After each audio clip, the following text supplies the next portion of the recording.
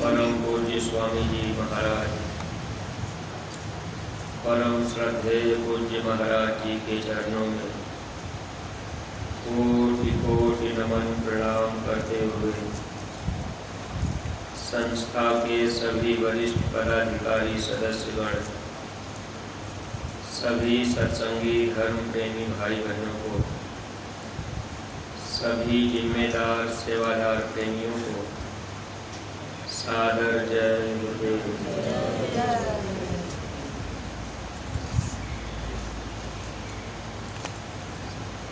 प्रेमी भाई बहनों, इस घोर भरम अज्ञानता के देश में हम सब लोग न जाने कितनी बार जन्मे और मरे,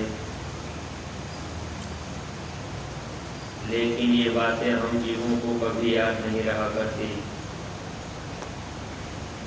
काल भगवान ने ऐसा पर्दा लगा रखा है कि पिछले जन्म में हम लोग कहाँ थे,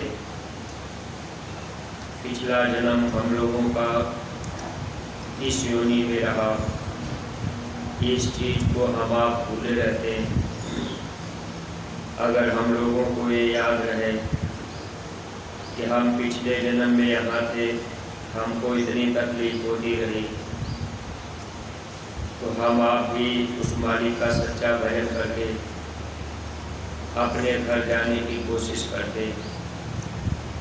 लेकिन माया इस तरह का पर्दा लगा के रखती है कि जीव इसी संसार में भूले रहते हैं। जैसे जब कभी हम आप अपने सामने मुर्दा देखते हैं, किसी आदमी का शरीर अगर छूट गया, जब तक शरीर पड़ा रहता है तब तक हम आप देखते हैं, तो थोड़ा बहुत मन के अंदर चेतना पैदा होती है कि एक न एक दिन हमको भी ये शरीर छोड़ करके जाना है। मुर्दा हट जाने के बाद फिर हम आप उस चीज़ को धीरे धीरे भूल जाते हैं। ये भुलाने का काम माया करती रहती है, ये भूल भुलैया का देश ही है। अगर हम लोगों को हर बातें याद रहे, 84 लाख योनियों में जब हम लोग पशु पक्षी बन करके रहे होंगे, वहाँ हम लोगों को कितनी दुख मिली। अब वो दुख हम आप याद नहीं रख पाते, भूल जाते। माया भुलवा करके रखती है कि जीव को याद न रहे। महात्मा हम जीवों को बस याद दिलाने के लिए आया करते हैं। संत आए हमको चेताने, हम पहचान न पाए। महात्मा हम लोगों को चेताने के लिए, बताने के लिए, जगाने के लिए आते, लेकिन हम सब अज्ञानी जीव मोह निद्रा में सोते रहते। जैसे अपना ही बच्चा, अगर बच्चा सोया हुआ है, माता पिता उसे जगा देते हैं कि बेटा उठ जा, सुबह हो गई, अब तो भी कुछ सुमरन ध्यान भजन कर ले, पढ़ाई कर ले। बच्चा बोल भी देता है, बच्चा उठ के बैठ भी जाता है। माता पिता जब ही हट जाते हैं, फिर बच्चा उसी बिस्तर पर लेट जाता है। फिर दोबारा माता पिता जगाते हैं कि उठ जा, सुबह हो गया, अपने काम में लग जा। बच्चा जागने के बाद भी फिर लेट जाता है। इस तरह से काफ़ी कोशिश करने के बाद तब बच्चा जागता है, हाथ मुँह धो लिया तो नींद धीरे धीरे टूट जाती है। इसी तरह से हम आपके संसार में ये मोह निद्रा में सोते रहते हैं। महात्मा जब जब आते हैं तो महात्मा मोह निद्रा से हम जीवों को जगाने के लिए अपने वचनों से बराबर प्रेरित किया करते हैं, ताकि हम आप जाग जाएं। बार बार वही वचन महात्मा हम जीवों को सुनाकर जगाने का प्रयास करते हैं। हम आपका मतलब ये है कि जीवात्मा को जागने से होता है, क्योंकि हम लोग शरीर नहीं है, हम लोग आत्मा है। ये आत्मा यहाँ जन्म जन्म से आकर सोई हुई है, इसके ऊपर कर्मों का भार पड़ा हुआ है। आत्मा कर्म के बोझे से लगी हुई है। अब इस आत्मा को यहाँ से जाने के लिए जब तक कर्मों का बोझा हल्का नहीं होगा तब तक ये आत्मा जा नहीं पाती है।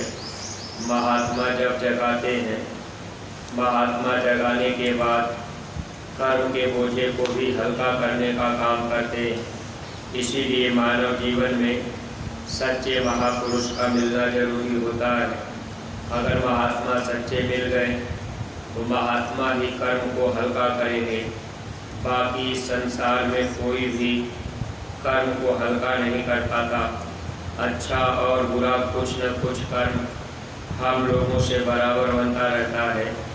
जैसे हम आप इस संसार में खेती का, दुकान का, दफ्तर का काम करते हैं, जो भी काम हम आप करेंगे कुछ न कुछ कर्म हम लोगों से जरूर बनता है। मान लीजिए कोई कीड़ा मकोड़ा भी मर जाते, कर्म उसका भी बनता है।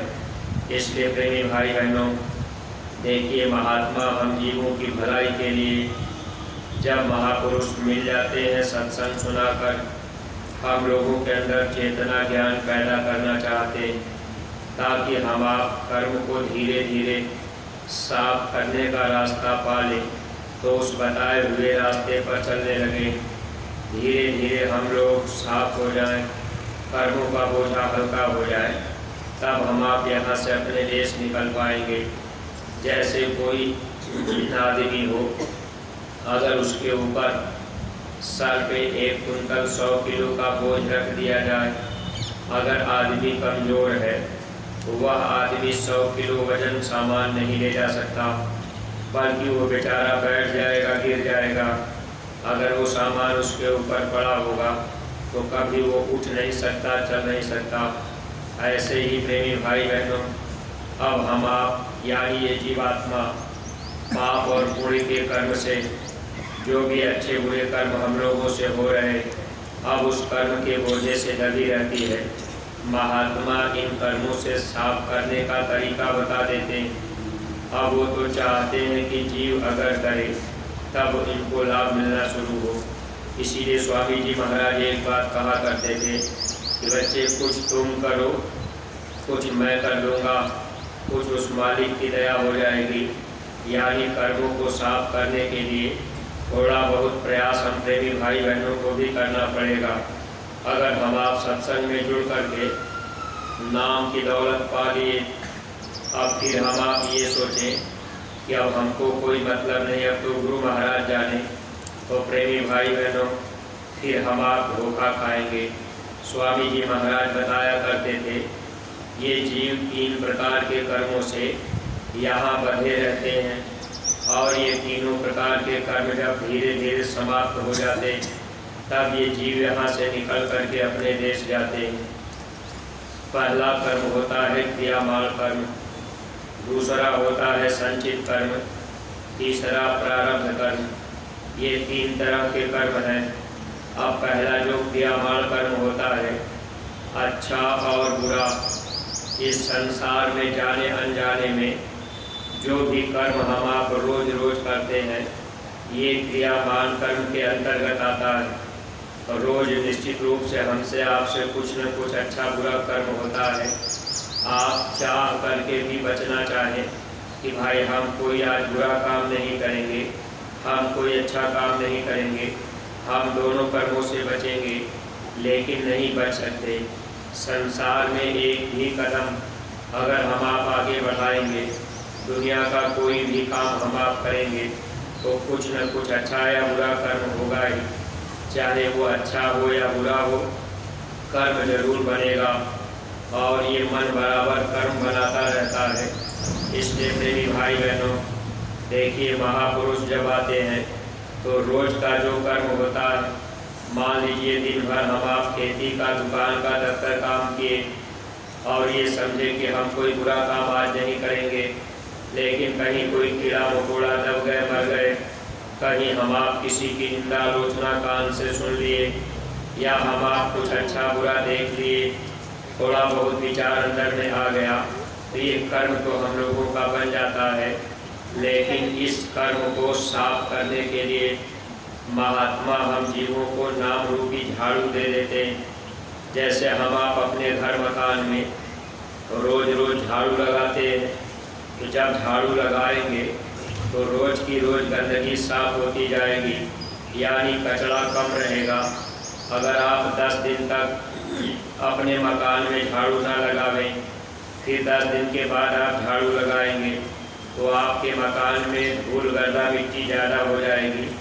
और इसीलिए महापुरुष हम जीवों को ये बात समझाते हैं, अगर हमको आपको नाम मिल गया, यही नाम रूपी झाड़ू है, लेकिन जब उस झाड़ू को हम आप चलाएंगे लगाएंगे तब गंदगी साफ होगी।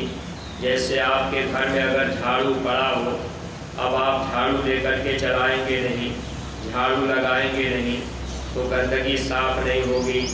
ऐसे ही नाम दान पाने के बाद नाम रूपी झाड़ू अगर मिल भी गया, अगर हम आप रोज़ सुमिरन करेंगे, ध्यान करेंगे, भजन करेंगे, तो जब सुमिरन करेंगे तो ये नाम रूपी झाड़ू इस किराए के मकान में रोज़ लगता रहेगा। अच्छा और बुरा जो भी कर्म हम लोगों से जाने अनजाने में हुआ, वह कर्म हमारा आपका साफ होता जाता है। महात्मा इसी तरह से धीरे धीरे जीवों को यहाँ से निकालते हैं, लेकिन हम सब अज्ञानी जीव ये सोचने लगते हैं कि भाई सुमिरन ध्यान भजन क्या जरूरी है। अब हम आप उस पर विशेष रूप से ध्यान नहीं दे पाते। बहुत से ऐसे सत्संगी प्रेमी भाई बहन हैं, कई साल हो गया स्वामी जी महाराज के पास आते जाते भी रहे, लेकिन देखिए सुमिरन ध्यान और भजन इस पर हम लोगों का ध्यान नहीं जा पाया।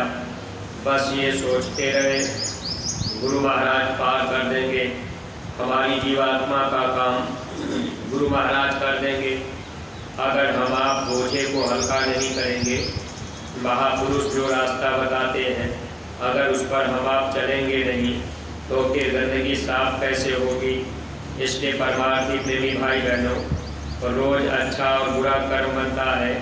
अगर सुबह और शाम दोनों टाइम हम आप इस मकान में झाड़ू लगाते रहें, यानी सुमिरन ध्यान और भजन करते रहें, तो रोज़ के कर्म की गंदगी रोज़ रोज़ साफ होती जाएगी, यानी गंदगी ज़्यादा नहीं रहेगी। फिर हम लोगों को जाने में यहाँ से आसानी हो जाएगी। अब दूसरे तरह का कर्म जो होता है वो संचित कर्म होता है। संचित कर्म कैसे बनता है? जैसे हम आप रोज़ कर्म जो करते हैं उसमें कुछ अच्छा भी होता है, कुछ बुरा भी होता है। वैसे तो काल भगवान का ये नियम है, अच्छा बुरा जो भी कर्म हम आप रोज़ करेंगे, कुछ कर्मों का फल तुरंत हम लोगों को भोगने को मिलता है, और कुछ कर्म काल भगवान संचित करके रख देते हैं। जैसे हम लोग अपने घर परिवार में अगर खाना बनाते देखते हैं कि भाई ये सामान थोड़ा ही है, तो थोड़ा सा बना दिए, थोड़ा सा कल के लिए रख दिए। ऐसे ही काल भगवान जो क्रियामान कर्म होता है, उस कर्म में से यानी रोज का जो हम लोगों का कर्म है, उसी में से कुछ कर्म काल भगवान संचित कर लेते हैं, रख देते हैं कि इस कर्म को इनसे अगले जन्म में फिर भोगवाएंगे। कभी कभी आपने देखा भी होगा, कोई आदमी बुरा काम कर रहा, लेकिन बुरा काम करने के बाद भी, पाप कर्म करने के बाद भी ऐसा देखने में लगता है कि उस आदमी का विकास हो रहा है। लोग कहते भी हैं कि देखिए वो फलाना आदमी बड़ा बुरा काम कर रहा है, फिर भी उसके घर में बहुत दया है भगवान की, अब वो सुख और आराम से जीवन बिता रहा। बुरा कर्म करने के बाद भी आदमी को सज़ा नहीं मिलती है, वही कर्म हम लोगों का संचित हो जाता है। कभी कभी आपने ऐसा भी देखा है, कोई आदमी पाप कर्म किया और उसको तुरंत उसकी सज़ा मिल गई। लोग कहते हैं कि देखिए फलाना आदमी ऐसा काम किया और भगवान ने तुरंत उसको सज़ा दे दिया, उसका इतना बड़ा नुकसान हो गया। तो वह कर्म, कुछ कर्म तुरंत काल भगवान भोगवा देते। इस तरह से जो रोज का कर्म होता है, उसी कर्म में से कुछ कर्म संचित करके काल भगवान रख देते हैं, और वो कर्म कब भोगना होगा, वो कर्मों का पहाड़ पड़ा रहता है। अब वही कर्म जब जब हम लोगों को ये मनुष्य शरीर का मौका मिलता है तो उसी संचित कर्म में से प्रारब्ध कर्म बना दिया जाता है। कुछ हिस्सा लेकर के प्रारब्ध बना देते हैं काल भगवान। शरीर मिलने के पहले ही प्रारब्ध लिख दिया जाता है। वो प्रारब्ध कर्म जो होता है वह हम जीवों को भोगना पड़ता है। प्रारब्ध कर्म को महात्मा टालते नहीं। अगर हम लोगों के भाग्य में प्रारब्ध में लिखा होगा कि भाई ये पैर आपका इस दिन टूटेगा, तो भले हम आप सत्संग में आ गए, भले हम आप सेवा कर रहे, अगर प्रारब्ध में लिखा होता है तो वह कर्म जीव को भोगना पड़ता है।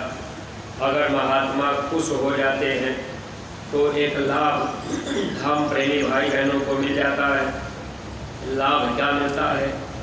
जो प्रारब्ध कर्म है वह कर्म प्रेमी भाई बहन हम लोगों का महापुरुष हल्का कर देते।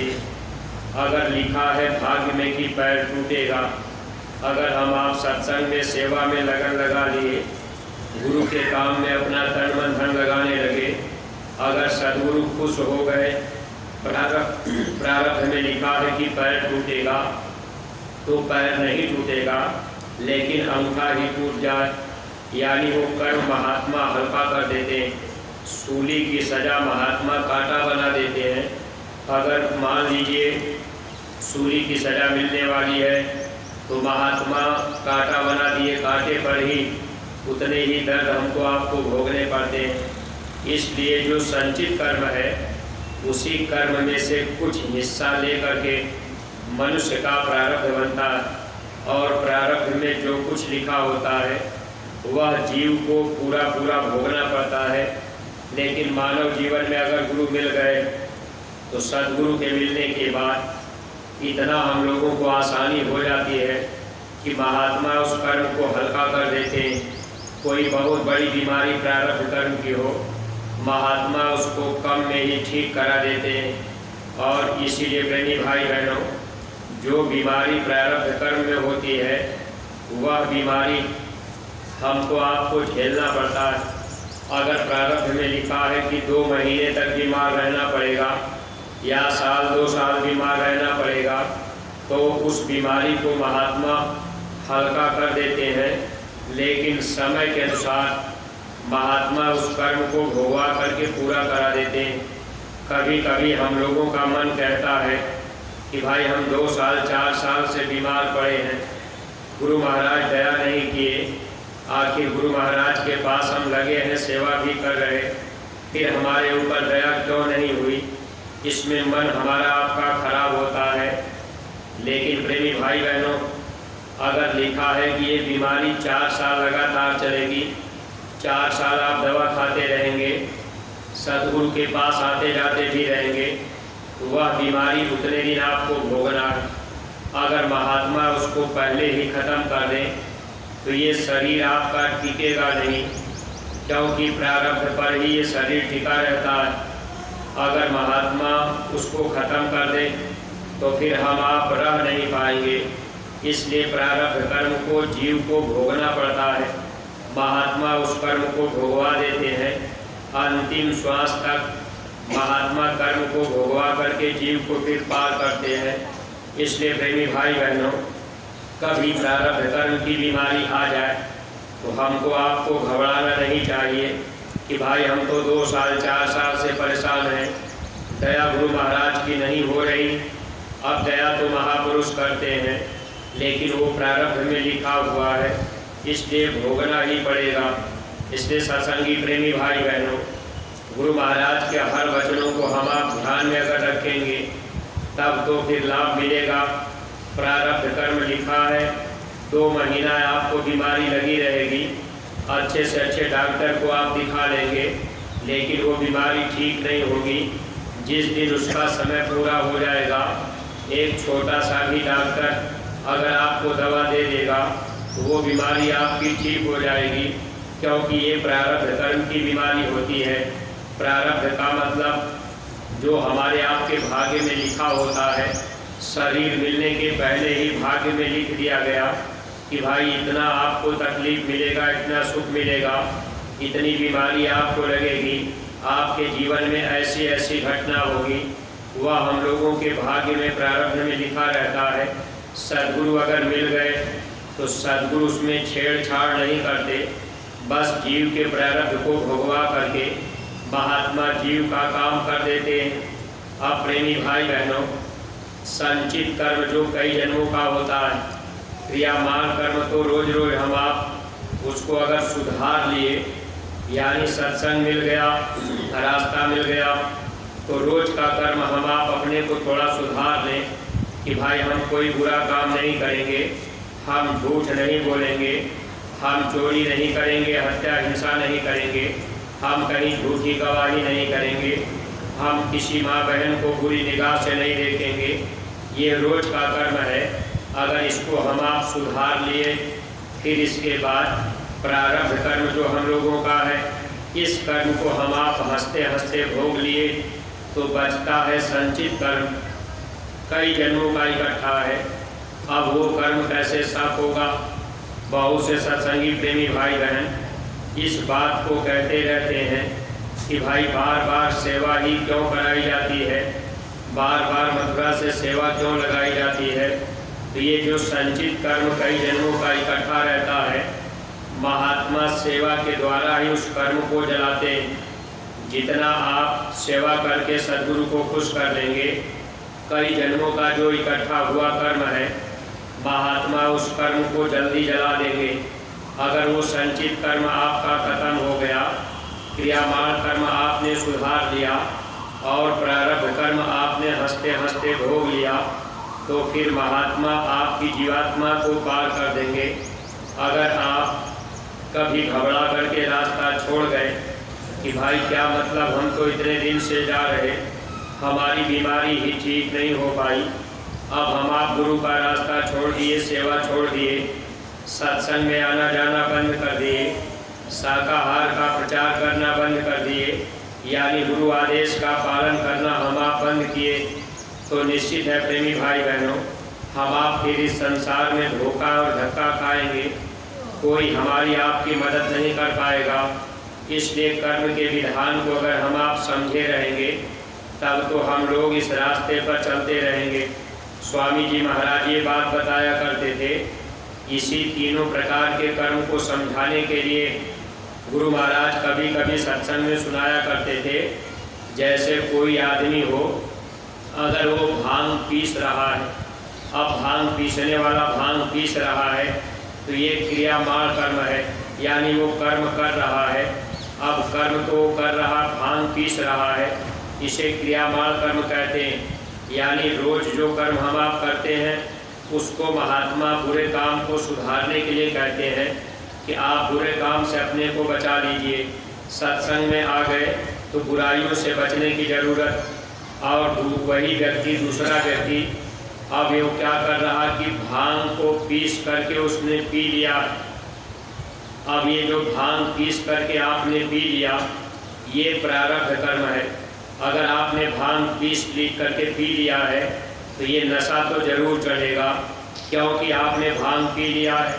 तो इसी को प्रारब्ध कर्म कहते हैं। यानी जो कर्म हम लोगों के लिए प्रारब्ध के रूप में मिला, भांग पी जाएंगे तो नशा करेगा, वैसे प्रारब्ध में जो लिखा है वो भोगना पड़ेगा। अब आप चाहें कि हम भांग पीस के नशा तुरंत उतर जाए, नहीं उतरेगा, जब उसका समय पूरा होगा तभी उतरेगा। ऐसे ही जो प्रारब्ध कर्म होता है, स्वामी जी बताते थे कि ये समय पर ख़त्म होता है, इसलिए उस समय को झेलना पड़ता है। और भांग पीस करके घड़े में रख दिया जाए, वह संचित कर्म होता है। कई जन्मों का इकट्ठा जो कर्म है, जैसे कोई भांग पीस के आपने रख दिया, वो संचित करके इकट्ठा करके आपने रखा है। यह संचित कर्म जो है, इसको महात्मा सेवा से ही जलाते हैं। तो हम लोग तीनों तरह के कर्मों से बंधे होते हैं। सद्गुरु के पास रहने के बाद भी परमार्थी प्रेमी भाई बहनों, प्रारब्ध को जीव को भोगना पड़ता है। इस बात को हम आप अगर समझ लेंगे, तो गुरु का रास्ता कभी भी हम आप नहीं छोड़ेंगे। चाहे जीवन में दुख आवे सुख आवे, हम आप इस रास्ते पर लगे रहेंगे। देखिए, सत्संग में जुड़ने के बाद भी कभी कभी सत्संगी सवाल करते हैं अब लोगों के मन में ऐसा भाव पैदा होता है कि भाई जब गुरु महाराज मिल गए तो गुरु महाराज को बचा लेना चाहिए। अगर आपके प्रारब्ध में लिखा है कि आप प्रेती बाधा में ही मरेंगे, अगर वो भाग्य में लिखा है तो आपको उसी तरह से मरना पड़ेगा। अगर भाग्य में लिखा है कि पानी में डूब के मरेंगे तो पानी में डूब करके ही आपको मरना पड़ेगा। लेकिन सद्गुरु आपकी जीवात्मा को बचा लेंगे अगर आपकी लगन और विश्वास सद्गुरु के प्रति सच्चा होगा। तब तो महात्मा 84 में नहीं जाने देंगे, नरकों में नहीं जाने देंगे।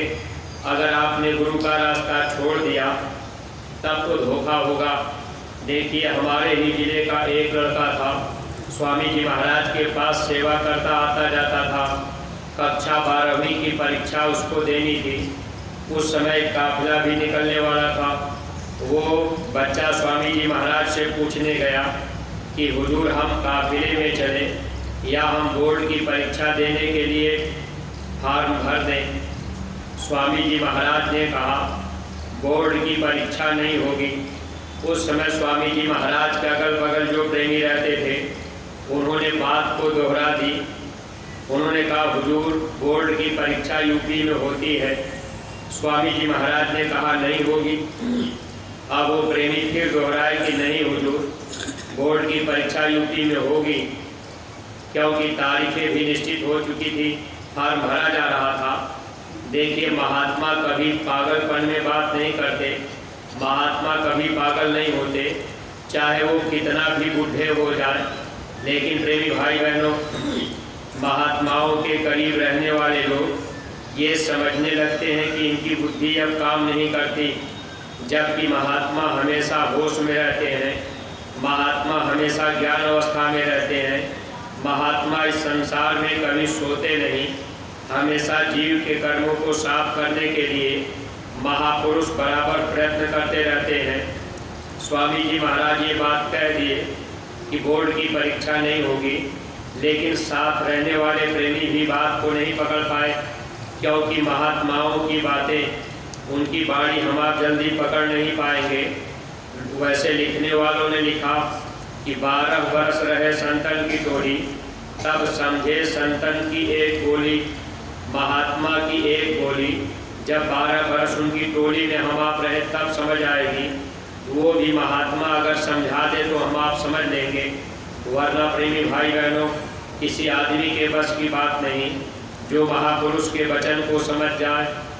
देखिए, वो बच्चा क्या काम किया, बोर्ड की परीक्षा का उसने फार्म भर दिया, वो काफिले में नहीं गया। 8 दिन रह गया परीक्षा देने के लिए, प्रवेश पत्र भी आ गया। एक दिन हम लोग शाकाहार का प्रचार कर रहे थे। जब शाम को प्रचार करके लोग अपने अपने घर जाने लगे, तब वो लड़का हमसे कहने लगा, बताने लगा कि भैया, मैंने स्वामी जी से पूछा था कि हम बोर्ड की परीक्षा फार्म भर दें या काफिले में चलें, तो स्वामी जी ने कहा था कि बोर्ड की परीक्षा नहीं होगी। अब हमने तो फार्म भर दिया, हमारा प्रवेश पत्र आ गया, फिर 8वें दिन परीक्षा होनी है। वो लड़का ये कहा कि भैया, क्या स्वामी जी की बात गलत हो जाएगी? मैंने कहा महात्मा की कोई वाणी गलत नहीं होती, महात्मा दृष्टि वाले होते हैं, सब बातें देख करके कहते हैं। अब उनकी एक भी बात इधर से उधर नहीं होगी। तो उसने कहा कि आखिर जब 8वें दिन रह गया परीक्षा देने का, तो अब प्रवेश पत्र भी मिल गया। हमने कहा गुरु महाराज ने कहा है तो परीक्षा नहीं होगी, अब चाहे जो भी कारण बने। शाम को बच्चा अपने घर गया। जब घर गया रास्ते में डर गया। शाम को उसको प्रेती बाधा, अब प्रेत हावी हो गया। शाम को बीमार पड़ा, टट्टी होने लगी। फिर बहुत लोग दवा कराए, इधर उधर दिखाए थकाए। लड़का बस चिल्लाता था कि वो हमको बाछा मार रहा है, वो ऐसा कर रहा है। इस तरह से यानी चिल्लाने झकने बकने लगा। धीरे धीरे लोग डॉक्टर के पास भी आते जाते रहे, परेशान हो चुके, दिखाए थकाए भी कोई आराम नहीं। फिर ले जाकर के बनारस BHU में भर्ती किए और उनकी मम्मी फ़ोन पर बताने लगी कि भैया अब इनकी तबीयत सुधर नहीं रही। देखिए प्रेमी भाई बहनों, फिर लोगों ने विचार बनाया कि गुरु महाराज के पास ले चला जाए। अब उस लड़के के साथ 3-4 लोग मिल करके फिर स्वामी जी महाराज का कार्यक्रम खितौरा में था, वहीं पर उसको लाया गया। स्वामी जी महाराज सत्संग खत्म करके कुटिया में जा चुके थे, हम भी साथ में थे। ट्रेन में थोड़ा लेट हुआ था। फिर जब गुरु महाराज के पास कुटिया में ले गए, स्वामी जी महाराज की गाड़ी खड़ी थी। अब उसको 2 लोग पकड़ करके दर्शन कराए। स्वामी जी महाराज देखे और गाड़ी में नानक जी बैठे थे। स्वामी जी महाराज ने कहा इसको ये दे दो। अब वो नानक जी एक शीशी उठाए, उसको देने के लिए स्वामी जी ने मना किया कि उसमें से दो। दूसरी शीशी उठाए, रूई में लगाए और फिर स्वामी जी महाराज ने कहा इसको सुंघाओ। जब उसको सुंघाने नाक के पास रखा गया, जब उसको सुगंध मिली तो फिर वो धीरे धीरे आराम उसको हो गया, फिर बिल्कुल ठीक हो गया। यानी प्रेत को जब भोजन मिल गया, सुगंधी का भोजन प्रेतों का होता है, भोजन मिलने के बाद वो लड़का बिल्कुल ठीक हुआ। ठीक होने के बाद वो एक संतरा भी खाया, समोसा भी खाया। अब देखिए 7 दिन बीत चुके थे लेकिन कुछ खाया नहीं था। अब टट्टी बीच में बंद हो चुकी थी, टट्टी भी नहीं होती थी। उस दिन जब वो एक समोसा भी खा लिया, संतरा एक खाया, फिर टट्टी पेशाब भी किया, सबको जानने पहचानने लगा, सबसे साधारण रूप से बातचीत करने लगा। फिर हमारा कार्यक्रम था, हम दूसरी जगह चले गए। स्वामी जी महाराज मथुरा की तैयारी कर दिए। अब वो जो बच्चा था उसके बाद माँ भी साथ में थी, 2-3 और लोग थे। अब एक ट्रक थी जो भंडारे की ट्रक आ रही थी मथुरा, उसी ट्रक पर उसको बैठाया गया। ठीक 8वां दिन था जिस दिन परीक्षा होनी थी। अब आते समय बीच रास्ते में उसका शरीर उसी दिन छूट गया, परीक्षा नहीं दे पाया। अब गुरु महाराज ने कहा था कि बोर्ड की परीक्षा नहीं होगी। ये बात किसी के समझ में नहीं आई, लेकिन उसका प्रारब्ध था कि उतने दिन ही उसको जीना था, फिर शरीर उसका छूटना था। अगर इसमें कोई सत्संगी सोचे कि भाई गुरु महाराज चाहते तो बचा लेते, तो महात्मा शरीर को नहीं बल्कि जीवात्मा को बचाते हैं। अब हम आप ये देखते हैं कि भाई शरीर ही नहीं रहा, वो जीवात्मा महात्मा उनको 84 नरक में नहीं डालने देते। चाहे जीव का कर्म अगर ठीक ठाक होता है तो महात्मा जीव को पार कर देते हैं। अगर जीव की इच्छा है कि इस संसार में हमको ये चीज़ मिल जाए तो महात्मा फिर उसको जन्म दिलवा देते हैं। इसलिए सत्संगी प्रेमी भाई बहनों, स्वामी जी महाराज एक बात कहा करते थे कि आप हमेशा अपने घर जाने की आशा बांधो, संसार की कोई आशा इच्छा आपके अंदर न रहे। अगर संसार की कोई भी चीज़ आप पाने की इच्छा रखेंगे और उसी समय मौत आपकी आ जाए, आपकी आशा लगी है कि ये मकान हम अच्छा बनवा लेते, तो इस मकान में हम सुख आराम से रहते, इस मकान में एसी लगा लेते, यहाँ हम फ्रिज रख लेते, गर्मी के महीने में ठंडी ठंडी चीज़ें खाते पीते। अगर आपकी आशा इसमें लगी है और उसी समय आपका शरीर छूट गया तो फिर आपको जन्म लेना पड़ेगा। इसलिए स्वामी जी महाराज कहते थे आप अपनी आशा अपने घर जाने की बात लोगे तो आपका काम बन जाएगा। संसार की कोई आशा नहीं रहेगी। एक इच्छा अंदर में उत्पन्न हो जाए, चाहे बीमारी परेशानी तकलीफ भी रहे, अगर सुख भी रहे, तो हम आप यही मालिक से प्रार्थना करते रहें कि मालिक अपने संसार में जन्म न मिले, आप कृपा करके दया करके जीवात्मा को पार कर दीजिएगा। हमारी संसार में कोई इच्छा नहीं। जब संसार से आपका लगाव, नातेदार रिश्तेदार से लगाव, सगे संबंधियों से लगाव आपका कम हो जाएगा, तब तो आप निकल जाएंगे। कहीं आपका प्रेम ज़्यादा है, कहीं आपकी इच्छा लगी हुई है, तो फिर प्रेमी भाई बहन यहीं पर हमको आपको जन्म मिलता है। इसलिए महापुरुष जब जब आते हैं तो महात्मा हम जीवों की इच्छाओं को इस संसार से खत्म करके अपने सच्चे देश की इच्छा महात्मा जागृत करते हैं, अपने देश का पता बता देते हैं, ताकि हम लोगों के अंदर चिंता हो जाए कि भाई हम अपने घर पहुंच जाए। अगर आप अपने बच्चे के लिए कोई मकान बाजार शहर में बनवा दिए, मान लीजिए आप देहात में रहते हैं, आपने बच्चे के लिए मकान शहर में बनवा दिया, तो बच्चे के मन में बार बार इच्छा उत्पन्न होती है कि हम जल्दी से अपना शहर वाला घर देख लें। ऐसे ही प्रेमी भाई बहनों, जब हम लोगों को ये जानकारी हो गई ये पराया देश है, अपना देश नहीं है, हम काल माया के देश में फंसे हैं, तो अपना घर जहाँ है अमर लोग सतलोक, अगर इच्छा बन गई कि हम अपने घर चले जाते तो मौत के समय अंतिम समय में सद्गुरु हमारी आपकी इच्छा को पूरी कर देंगे, जीवात्मा को निज घर पहुँचा देंगे। इसलिए संसार से प्रेम कम करने के लिए सेवा और भक्ति में हम आप लगे रहेंगे, गुरु आदेश में चलते रहेंगे, आदेश का पालन करते रहेंगे, प्रचार प्रसार बराबर करते रहेंगे, इच्छा गुरु के काम में लगी रहेगी। जीवात्मा जब इस शरीर से निकलेगी सद्गुरु निज घर पहुँचा देंगे। ये जीवन हम लोगों का सार्थक बन जाएगा, लोक और परलोक बन जाएगा, जन्म मरण की पीड़ा से हम आप बच जाएंगे। वरना प्रेमी भाई बहनों, जन्मते मरते कितने युग और कल्प बीत गए, अगर इच्छा रह गई संसार की तो फिर दोबारा आना पड़ेगा।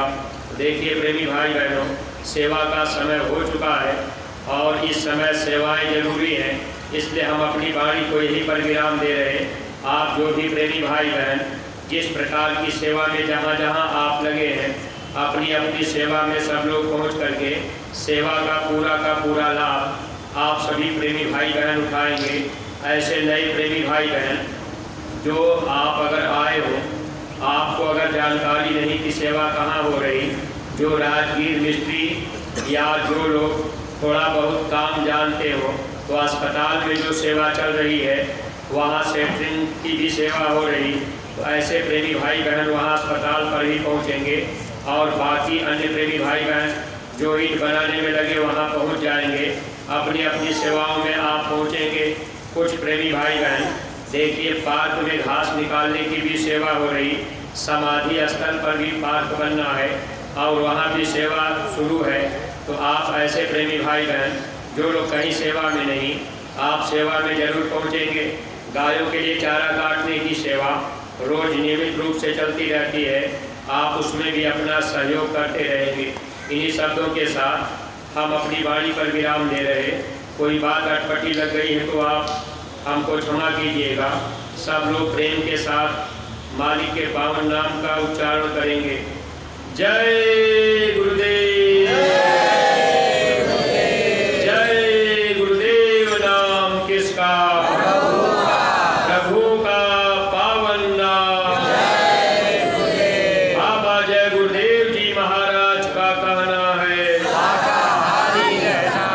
बाबा जय गुरुदेव जी महाराज की अर्जी है, आगे आपकी मर्जी है। जी महाराज जी की प्रार्थना है, हाथ जोड़कर विनय हमारी हो जाए सब साकारी। जय गुरुदेव।